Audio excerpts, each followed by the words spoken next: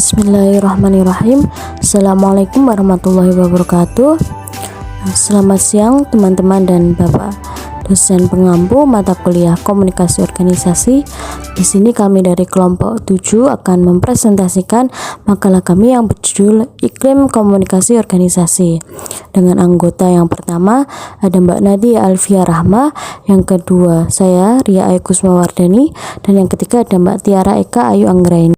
Iklim komunikasi organisasi ini merupakan fungsi kegiatan yang terdapat dalam organisasi untuk menunjukkan kepada anggota organisasi bahwa organisasi tersebut mempercayai mereka, yakni anggotanya, dan memberi mereka kebebasan dalam mengambil risiko ataupun mengambil keputusan dalam suatu organisasi tersebut.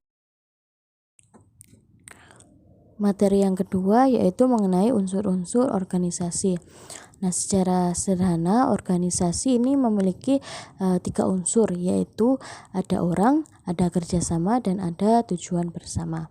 3 unsur organisasi itu tidak berdiri sendiri, akan tetapi saling terkait atau saling berhubungan, sehingga merupakan satu kesatuan yang utuh. Unsur-unsur organisasi ini akan menjadi sesuatu yang penting karena organisasi dapat berjalan dengan baik dengan adanya unsur-unsur tersebut. Kemudian unsur-unsur organisasi yang diungkapkan oleh Lubis Lahmanuddin ada 6. Yang pertama ada orang. Nah, di sini orang dalam organisasi ini biasanya pegawai atau personel. Nah, semuanya itu secara bersama-sama akan menjadi kekuatan dalam organisasi. Nah, yang kedua ini ada kerjasama. Yang dimaksud dengan kerjasama adalah suatu perbuatan bantu-membantu atau suatu perbuatan yang dilakukan secara bersama-sama untuk mencapai tujuan organisasi. Kemudian yang ketiga ada tujuan bersama. Nah, ini tujuan merupakan arah atau sasaran yang ingin dicapai. Tujuan menggambarkan tentang apa yang akan dicapai dan yang diharapkan. Tujuan merupakan titik akhir tentang apa yang harus dikerjakan. Tujuan ini juga menggambarkan tentang apa yang harus dicapai melalui prosedur, program, atau pola kebijaksanaan, strategi, anggaran, dan peraturan-peraturan yang telah ditetapkan. Nah, yang keempat ini ada peralatan. Nah, peralatan atau equipment ini terdiri dari semua sarana berupa materi, mesin-mesin, uang, barang, modal, dan lainnya. Untuk yang kelima yaitu lingkungan, yang termasuk sebagai faktor lingkungan ini misalnya keadaan sosial, budaya, ekonomi, dan teknologi.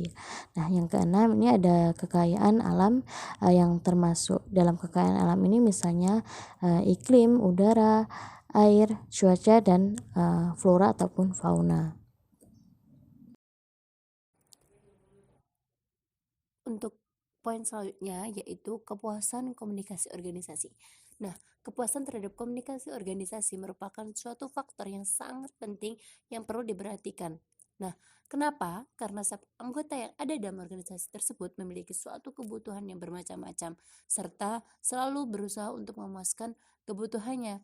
Nah, kepuasan komunikasi organisasi merupakan semua tingkat kepuasan seorang karyawan mempersepsi lingkungan komunikasi secara keseluruhan, di mana kepuasan komunikasi ini akan berdampak pada kinerja karyawan tersebut. Nah, jika kinerja karyawan tersebut atau anggota tersebut meningkat, secara tidak langsung organisasi pun juga ikut berkembang dan meningkat, dan dalam memberikan pelayanan terhadap masyarakat luas. Nah, ini juga akan memberikan kepuasan tersendiri kepada konsumen atau masyarakat tersebut. Nah, di sini ada beberapa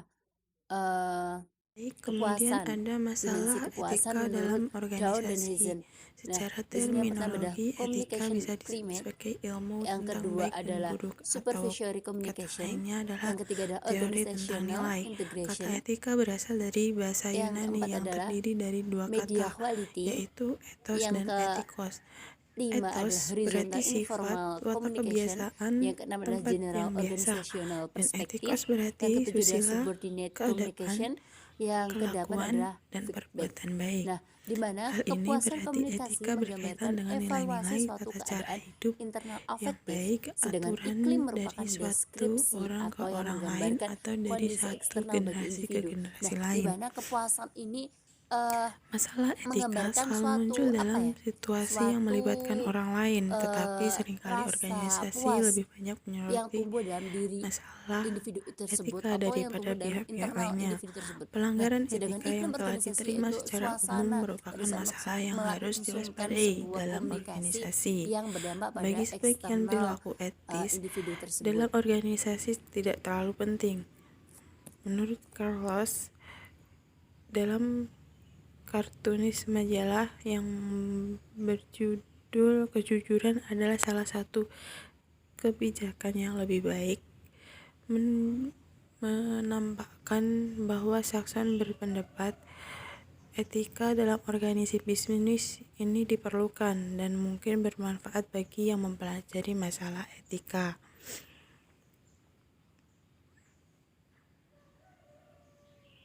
Sekelompok teoritis yaitu Solomon dan Hanson mengemukakan bahwa etika berkaitan dengan pemikiran dan cara bersikap.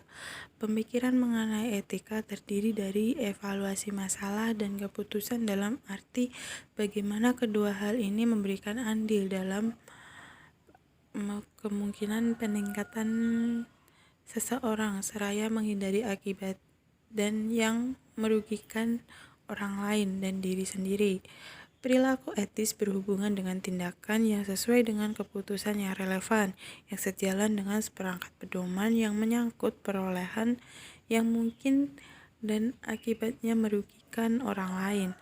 Masalah etika dalam berorganisasi dibagi menjadi dua faktor, yaitu yang pertama ada menyangkut praktik-praktik organisasi di tempat kerja, dan kemudian yang kedua ada yang menyangkut keputusan perorangan.